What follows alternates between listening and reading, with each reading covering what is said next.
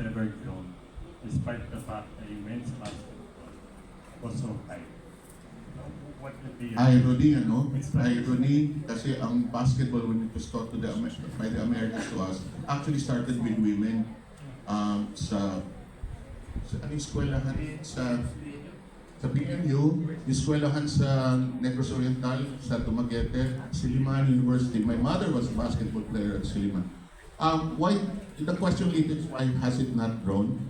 We cannot come to terms with women playing basketball. It doesn't match the way it's played by the men. I think that's it. It's a very not politically incorrect answer.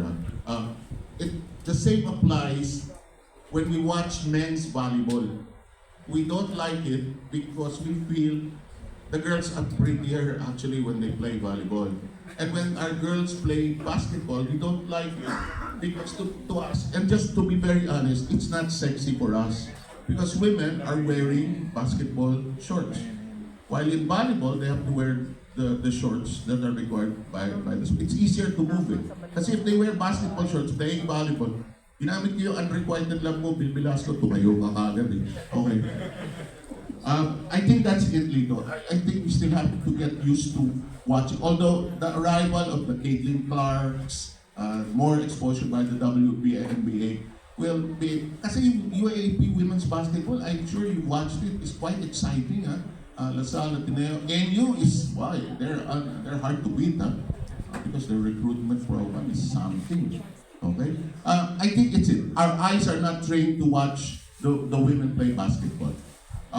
We like it when they play volleyball, but we feel, halimbawa, no? Pagka nagkaroon, ang daming turnovers kasi ng women's basketball game. I don't know why, but it just happens to be so. Some passes do not arrive. We can open the lights. Susunod ka na. Okay, I hope it answers some of your questions. Anybody else has an opinion or question? We can entertain 2 more questions po from the audience. Go ahead, Doc. Nasali ka? Oh, sige.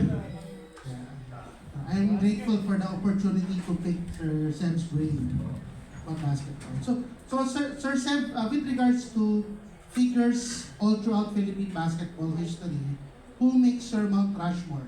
Not necessarily a hindi na kay player, a coach, a manager, a leader po. Who makes your personal Mount Rushmore of in Philippine basketball history? Ang basketball, mahirap yan, siyempre. Kulang yung bundok sa Mount Rushmore kasi diba? I will be accused, those of you who write, will probably say, oh, 4 lang yan. I will deal with 4 coaches that I like. Ganun na lang Rico, ha? 4 coaches that I like. Coach Baby Dalupan, Coach Tito Eduque, I would include Tim Cone, of course, and the 4th one, I'm still deciding on my 4th coach. Kung coach lang ang pag-uusapan. I learned a lot from Baby Dalupan as well as for Tito Eduque after games. Lalo na pagtalo sila, masarap silang kausap pagtalo, marami silang kwento. Pag panalo, gusto na umuwi nun eh. The 4th one, I'm not sure. Mahirap, Rico, in my position now, I'm still working in the PBA. I cannot identify 4 players that, at least I will include Jaworski there, definitely. But the 3 others, I have no idea until now. Maraming salamat po sa inyong lahat. Thank you for inviting me. Thank you very much.